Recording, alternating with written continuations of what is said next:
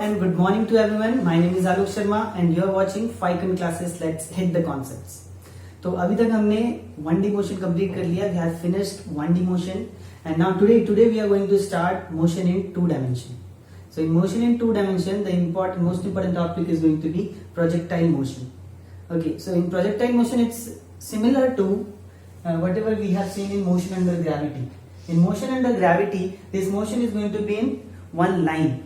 So we are showing like this, but actually the particle is moving straight upward and then it is coming back straight downwards in the same line. So it is one line motion, and that is why we were studying this thing in 1D motion. And now in projectile motion what happens, just think of, अगर मैं इस चौक को फेंकूं, इस तरीके से फेंक दूं ऊपर की ओर, थोड़ा सा कुछ एंगल देके, हॉरिजॉन से थोड़ा सा एंगल देके अगर किसी भी पार्टिकल को यूं कुछ इनिशियल वेलोसिटी के साथ कुछ एंगल देके फेंक दिया जाए, थ्रो कर दिया जाए, if any of the particle is being projected at an angle of theta with some initial velocity u, then the path followed by this particle is going to be a parabola.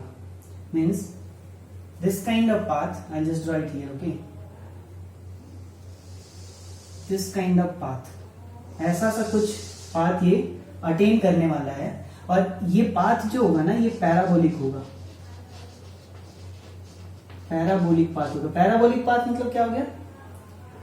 y is equal to x square. इस type का कुछ quadratic equation का जब आप graph plot करते हैं x Y पे, तो वो पैराबोला कहलाता है, राइट?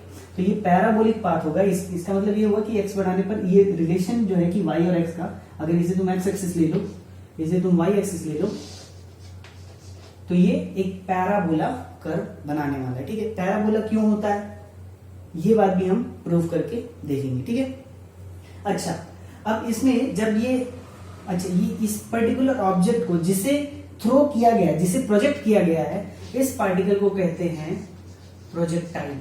इसे क्या कहते हैं? प्रोजेक्टाइल.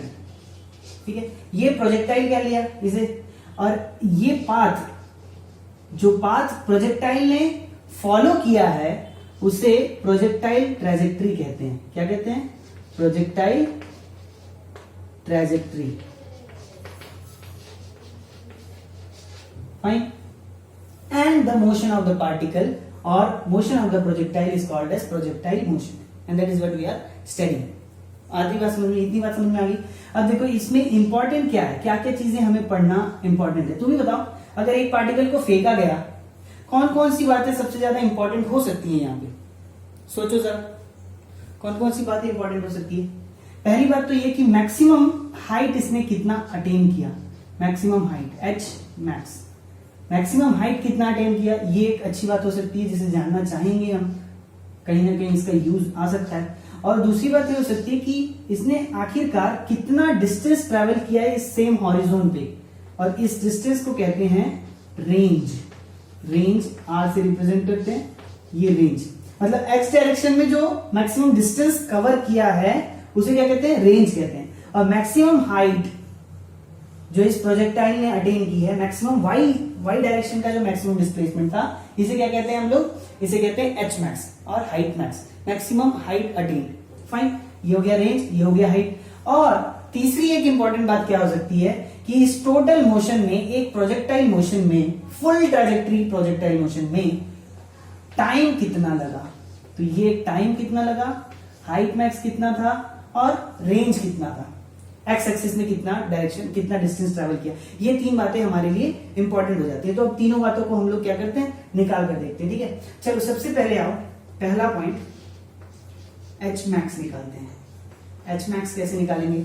अच्छा देखो, एक तुम्हें अच्छी बात बता दूं यहाँ पे कि जब अब ये हम 2D मोशन पे आ चुके हैं, मतलब कि एक्स डायरेक्शन में भी मोशन हो रहा है और वाई डायरेक्शन में भी मोशन हो रहा है, राइट? ये पार्टिकल अब एक ही लाइन पे तो नहीं मोशन कर रहा, या तो सिर्फ एक्स एक्सिस या तो सिर्फ वाई एक्सिस, ऐसा तो नहीं है. ये एक्स पे भी मोशन कर रहा है और वाई पे भी मोशन कर रहा है. मतलब कि देखो, ये वाई का डिफरेंस तुम्हें समझ में आ रहा है. धीरे धीरे वाई डायरेक्शन में ये कम ज्यादा हो रहा है, और एक्स में तो ऑब्वियसली जा ही रहा है, एक्स में तो जा ही रहा है.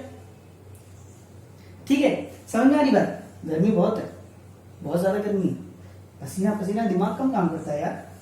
लेकिन चलो ट्राई करते हैं. तुम तो पंखे में बैठे होगे, राइट? चलो आ जाओ। अच्छा, अगर एच मैक्स निकालना है मुझे, तो H max is the displacement in which direction? Can you tell me? Hmax is the displacement in which direction? Hmax is the maximum displacement covered by projectile in y direction. Can you see this? This Hmax is the maximum displacement covered in y direction. तो अगर मैं y direction के बारे में सोचूं, सिर्फ y direction के बारे में, अब मैं भूल जाऊं x डायरेक्शन में क्या हो रहा है, मैं सिर्फ y डायरेक्शन के बारे में सोच रहा हूं। और देखो, अगर पार्टिकल इस पॉइंट से, ये इसे O पॉइंट मान लिया, इसे मान लिया A पॉइंट, ठीक है, O से A तक जब जा रहा है, अब x एक्सिस का डिस्प्लेसमेंट भूल जाओ तुम, सिर्फ सोचो कि ये यहां से इस तरीके से गया, ये पॉइंट मैक्सिमम अटेन किया और फिर ये वापस आ रहा है। तो सिर्फ अगर हम y एक्सिस के बारे में सोचें, ये यहां तक जा रहा है, अगर सिर्फ हम y एक्सिस के बारे में सोचें, तो देखो at the top most point velocity क्या होगी, कोई बता सकता है? At the top most point तो वेलोसिटी भैया जीरो होगी ना, यहाँ पे वेलोसिटी कितनी हो जाएगी? जीरो हो जाएगी। अगर वेलोसिटी अगर यहाँ जीरो नहीं होती तो पार्टिकल फिर और ऊपर की ओर जा रहा होता ना, पार्टिकल की वेलोसिटी जीरो अटेंड करेगा। ये एकदम टॉप मोस्ट पॉइंट पे क्या हो जाता है? जीरो वेलोसिटी, अगेन फिर वो नीचे की तरफ आता है, क्योंकि एक्सीलरेशन तो कंटिन्यूअसली किस डायरेक्शन में है? एक्सीलरेशन तो हमेशा डाउनवर्ड डायरेक्शन में है। इतनी बात समझ में आती है यहाँ तक? अच्छा चलो, इसका मतलब ये हुआ कि अगर मुझे एच मैक्स निकालना है तो मुझे वाई डायरेक्शन के बारे में सोचना है। और एच मैक्स तो क्या होता है? डिस्प्लेसमेंट होता है। तो डिस्प्लेसमेंट का रिलेशन में लिखता हूं एस हो गया is equals to u t plus half a t square, ये हो सकता है। तो इनिशियल वेलोसिटी पर, अच्छा पहले बात ये सोचो कि ये एस डिस्प्लेसमेंट और टाइम का रिलेशन क्या हमारे काम आएगा? क्या हमें टाइम पता है? क्या हमें टाइम ऑफ फ्लाइट पता है? नहीं पता है ना।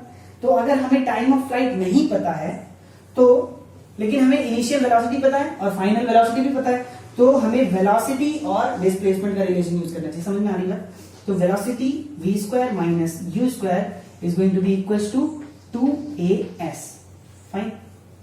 अब देखो, ये हमने कौन सा डायरेक्शन में लिखा है? v डायरेक्शन में, y डायरेक्शन में लिखा है। तो ये जो वेलोसिटी, फाइनल, इनिशियल या एक्सीलरेशन, डिस्प्लेसमेंट, जितनी भी बातें कर रहे हैं सब y डायरेक्शन की होनी चाहिए, है ना? ये बात समझ में आती है? तो चलो आज ले लेते हैं। फाइनल वेलोसिटी तो जीरो है, फाइन। अब y डायरेक्शन में इनिशियल वेलोसिटी, इसे मैं ऐसे सब्सक्रिप्ट दे देता हूं y ताकि कंफ्यूजन ना हो, ठीक है? कंफ्यूजन ना हो, y लिख लिया।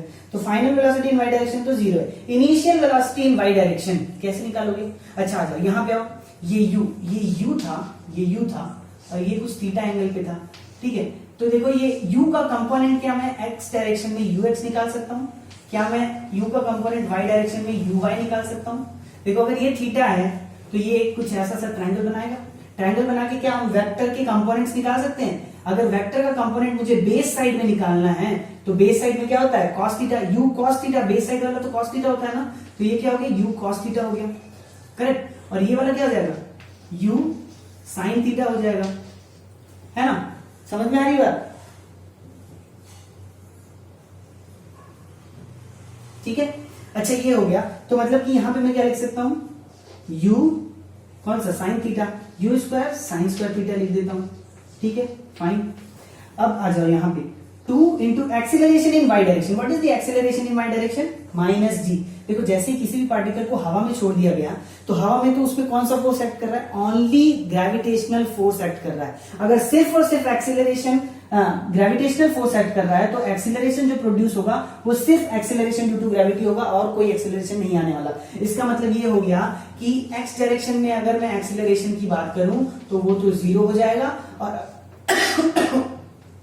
और y डायरेक्शन में अगर बात करूं तो वो क्या हो जाएगा? जी हो जाएगा, ठीक है? तो ये माइनस जी इंटू एस वाई। और एस वाई क्या है? एस वाई क्या है? अगर मैं फाइनल वेलोसिटी जीरो लिख रहा हूं, दैट मींस कि एस वाई तो एच मैक्स के बराबर है, तो मैं यहाँ पे एच मैक्स भी लिख सकता हूं, करेक्ट? एच मैक्स हो गया। अब देखो, माइनस और माइनस कैंसिल हो गया। अगर तुम इसे सॉल्व करोगे तो तुम्हें एच मैक्स की वैल्यू क्या मिल जाएगी? U square sine square theta divided by 2g। तो maximum height attained by the projectile, maximum height attained by the projectile is going to be u square sine square theta divided by 2g। समझ में आती बात? आगे बढ़े, चलो इतना लिख लो, ठीक है? तो यहां तक बातें समझ में आ रही है? चलो, एच मैक्स तो हमने निकाल लिया। अब अगर मुझे टाइम निकालना हो, तो देखो, टाइम निकालने के लिए ये दूसरा पॉइंट टाइम निकालना है मुझे।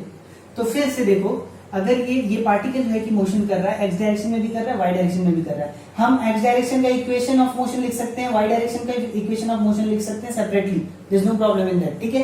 ये आराम से लिखा जा सकता है। We can write the equation of motion in x direction separately, we can write the equation of motion in y direction separately, there is no problem in that. Now again come and just think of y direction motion.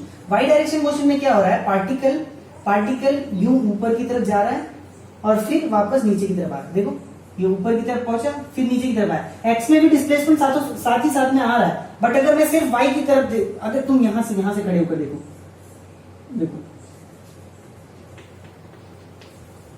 इधर से अगर तुम देखोगे तो तुम्हें क्या लगेगा, particle बिल्कुल स्ट्रेट ऊपर गया और फिर बिल्कुल स्ट्रेट नीचे आया। अगर मैं ऐसे किसी पार्टिकल को फेंक रहा हूं, अगर तुम जस्ट सामने से मुझे बिल्कुल इसी प्लेन से देखोगे ना, तो तुम्हें क्या लगेगा, पार्टिकल ऊपर गया और पार्टिकल नीचे आया।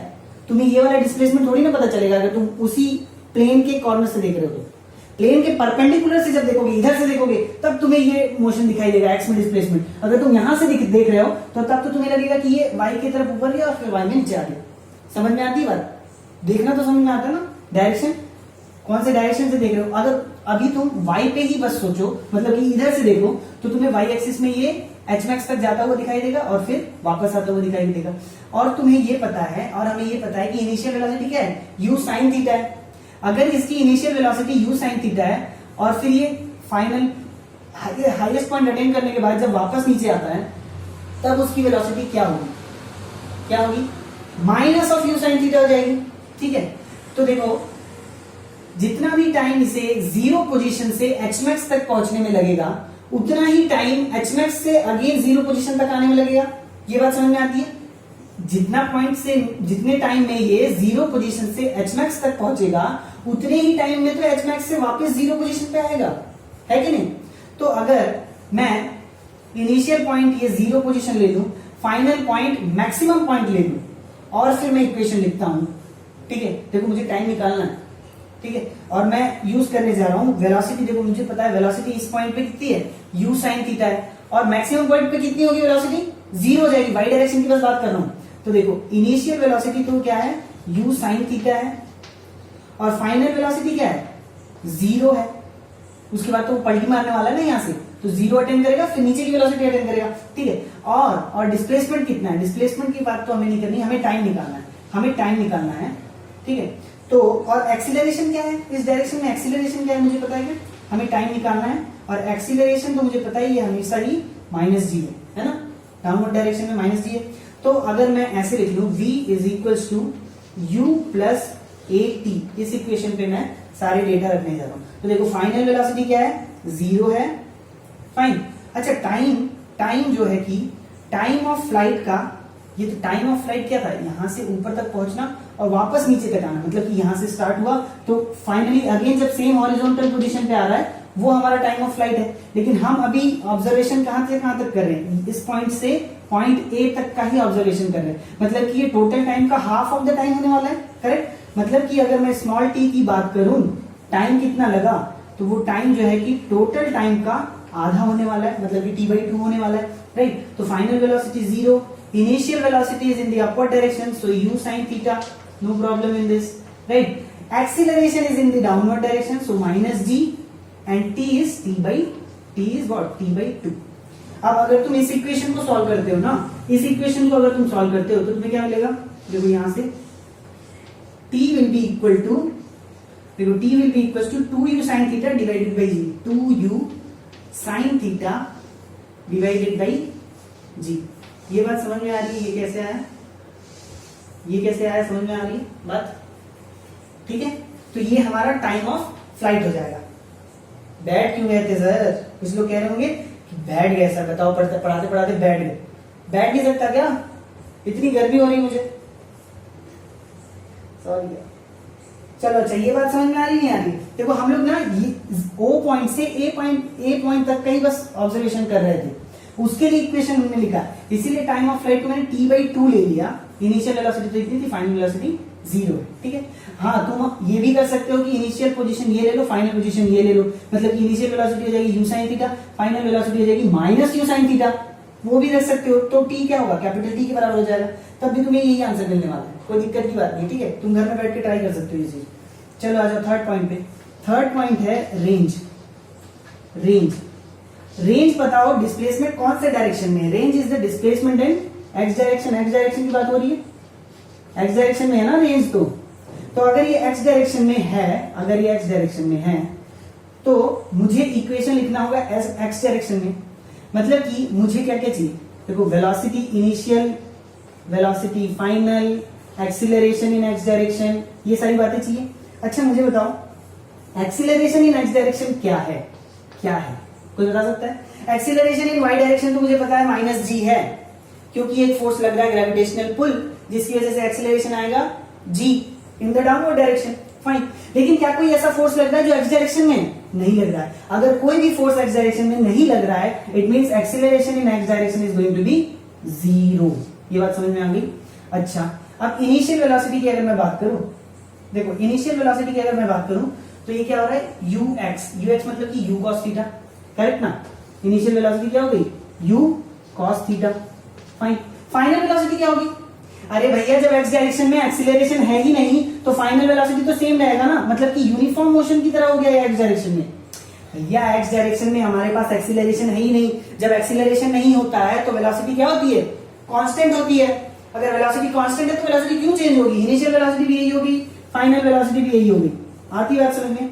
अब जब एक्सीलरेशन नहीं होता है तो हमें पता है कि डिस्टेंस निकालने के लिए हम डीएसटी वाला फॉर्मूला यूज कर सकते हैं, that is speed into time. Distance निकालने के लिए वाला फॉर्मूला यूज कर सकते हैं। और डिस्टेंस क्या है? रेंज है। तो रेंज निकालना है और हमें स्पीड पता है, स्पीड क्या है? U cos theta. तो यहां लिख दिया u cos theta into time. What is time?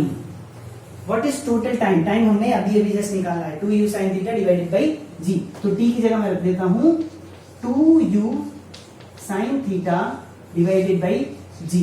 तो अब इसे अगर सॉल्व करोगे तो देखो क्या हो गया? 2 को रहने दो, u स्क्वायर लिख दिया। अब 2 into sine theta into cos theta, अगर तुम्हें ट्रिग्नोमेट्री आती है तो 2 साइन थीटा कॉस थीटा जो है कि साइन 2 थीटा के बराबर होता है। क्या होता है? साइन 2 थीटा के बराबर होता है डिवाइडेड बाई जी। तो रेंज का फॉर्मूला हमारे पास आता है ये निकल के आ जाता है। ठीक है, तो ये रेंज का फॉर्मूला हो गया। अब इसी में देखो तुम्हें एक बात बतानी है, तुम्हें बतानी है कि रेंज कब मैक्सिमम अचीव होगा। अगर मैं मान लूं कि इनिशियल वेलोसिटी मेरी फिक्स है, अगर मैं मान लूं कि इनिशियल वेलोसिटी मेरी फिक्स है तो मुझे कब मैक्सिमम रेंज मिलेगा? अगर मैं मतलब कि मुझे जानना है कि कौन से एंगल पे मैं पार्टिकल को प्रोजेक्ट करूं कि मुझे सबसे ज्यादा हॉरिजॉन्टल डिस्प्लेसमेंट मिले, मतलब कि आर मैक्सिमम हो। अगर यू मैंने कांस्टेंट कर लिया, जी ऑलरेडी कांस्टेंट है, सिर्फ थीटा ही तो वेरिएबल बचा। अगर थीटा का ऐसा वैल्यू पता चल जाए जिसके लिए ये आर वैल्यू मैक्सिमम हो, वही क्या हो जाएगा? Theta for maximum range. समझ में आ रही बात? तो देखो साइन 2 थीटा का अगर मैक्सिमम वैल्यू मैं यहां लिख दूं तो u square by g multiplied with maximum value of sine 2 theta, that will be the maximum range, है ना? तो चलिए यहां पे थोड़ा सा मैं बता देता हूं फटाफट। देखो आर मैक्स के लिए होना चाहिए क्या? साइन 2 थीटा मैक्स हो। साइन 2 थीटा को मैक्स करना पड़ेगा, मैक्स, है ना? और साइन 2 थीटा की मैक्सिमम वैल्यू क्या होती है? 1 होती है, 1 होती है ना? तो साइन 2 थीटा की मैक्सिमम वैल्यू होती है 1 होती है। और साइन 2 थीटा की मैक्सिमम वैल्यू 1 कौन से एंगल के लिए होती है? पाई बाई 2 के लिए। That means 2 theta should be equals to pi by 2, correct है ना? So theta should be equals to pi by 4। Pi by 4 मतलब कौन सा एंगल हो गया? ये 45 डिग्रीज। सो अगर थीटा पाई बाई 4 हो या फिर 45 डिग्री एंगल ऑफ प्रोजेक्शन हो, इस थीटा को और क्या कहते हैं? इस थीटा को कहते हैं angle of projection, angle of projection. ठीक है, तो देखो अगर थीटा 45 डिग्रीज हो तो हमें रेंज जो है कि मैक्सिमम मिलेगा। That means for angle theta when the angle theta is equals to 45 degrees, in that case whatever may be the u is, if u is the fixed value for 45 degrees of angle, the horizontal displacement is going to be the maximum। समझ में आ रही है? और वो maximum are क्या होगा? यहां पे लिख लेते हैं आर मैक्स क्या होगा? R max will be equal to see sine 2 theta is going to be 1, that means r max is going to be u square by g. u square by g is going to be the maximum r value. Understand? चलो लिख लो ये सब. अच्छा, तो यहां तक समझ में आया. देखो क्या है, एक बार तुम्हें फिर से समराइज कर देता हूं मैं कि जब भी किसी पार्टिकल को प्रोजेक्ट किया जाए at an angle of theta तो क्या होने वाला है. जैसे ही प्रोजेक्ट कर दिया मतलब कि अभी ये हवा में है. जब पार्टिकल हवा में है तो सिर्फ और सिर्फ एक फोर्स एक्ट कर रहा होता है, दैट इज ग्रेविटेशनल फोर्स. अगर सिर्फ एक फोर्स ग्रेविटेशनल फोर्स एक्ट कर रहा है तो बॉडी में सिर्फ एक ही acceleration because of the gravitational force आने वाला है. समझ में आती बात. और वो एक्सीलरेशन क्या हो जाएगा, वाई डायरेक्शन में g, दैट इज -g. इतनी बात समझ में आती है. ये हो गया. देखो एक्सीलरेशन एक्स डायरेक्शन में नहीं आएगा. क्यों नहीं आएगा? क्योंकि एक्स डायरेक्शन में कोई फोर्स ही नहीं है. जब तक फोर्स नहीं होता है एक्सीलरेशन बॉडी में प्रोड्यूस नहीं होता है. अगर तुमने न्यूटन का सेकंड लॉ पढ़ा है, F is equal to mass into acceleration, rate change of momentum, वो सब आता है. लेकिन देखो F is equal to ma, force is going to produce acceleration in the body. किसी भी मास में एक्सीलरेशन कौन प्रोड्यूस करता है? फोर्स प्रोड्यूस करता है. तो अगर फोर्स नहीं है तो एक्सीलरेशन नहीं आएगा. इसीलिए मैंने ये बताया कि एक्स डायरेक्शन में acceleration is going to be 0, y direction में acceleration is going to be g. ठीक है, इतनी बात समझ में आ गई. तो जब g सिर्फ और सिर्फ वाई डायरेक्शन में है तो वेलोसिटी कौन से डायरेक्शन में चेंज होने वाली है? वेलोसिटी भी सिर्फ वाई डायरेक्शन में चेंज होगी. एक्स डायरेक्शन में वेलोसिटी क्या हो जाएगी? कांस्टेंट, क्योंकि एक्सीलरेशन है ही नहीं तो यूनिफॉर्म मोशन हो गया. यूनिफॉर्म मोशन मतलब कांस्टेंट वेलोसिटी मोशन. तो constant velocity in x direction, that means u cos theta. ये जो वेलोसिटी है एक्स डायरेक्शन की, ये तो फिक्स हो गई, ये नहीं चेंज होने वाली. लेकिन u sin थीटा जो है वो चेंज होता रहेगा. अब उस हिसाब से हमने इक्वेशन लिख लिया. देखो h max जो है कि वाई डायरेक्शन में डिस्प्लेसमेंट है और हमारे पास initial velocity v, initial velocity कितनी है? u sin theta y direction में. तो u sin थीटा पता है. फाइनल वेलोसिटी पॉइंट ए पे क्या होगा? 0 होगा. तो इनिशियल वेलोसिटी पता है, फाइनल वेलोसिटी पता है, h max निकालना है. तो वेलोसिटी और डिस्प्लेसमेंट का रिलेशन हम लोग लगा सकते हैं, v square minus u square equals to 2as. लेकिन ध्यान क्या रखना है, क्योंकि हम y डायरेक्शन में पूरा इक्वेशन लिख रहे हैं तो इनिशियल वेलोसिटी u भी y होगा, u y होगा, v y होगा और s भी y होगा. एक्सीलरेशन भी इन y डायरेक्शन होगा. तो एक्सीलरेशन इन y डायरेक्शन तो हमें पता है -g. ठीक है. और वैसे ही जब टाइम निकालना हो, फिर से 2 पॉइंट ले लिया, टाइम निकालना है तो देखो इनिशियल वेलोसिटी हो जाएगी u sin theta. Y direction में ही निकाल रहे हैं क्योंकि वाई डायरेक्शन में हमें इस पॉइंट का पता है कि वेलोसिटी क्या है, फाइनल पॉइंट पे वेलोसिटी क्या है ये भी पता है हमें, है ना. और उसके बाद एक्सीलरेशन भी पता है. तो हम ये पहला रिलेशन लगा सकते हैं, वेलोसिटी टाइम रिलेशन. पहले रिलेशन में acceleration in y direction -g है. टाइम t/2 क्यों लिख रहा हूं मैं? टाइम ऑफ फ्लाइट का मतलब क्या होता है? Total time from initial to final, same horizontal position पे आने तक कितना टाइम लगा, that is called as time of flight.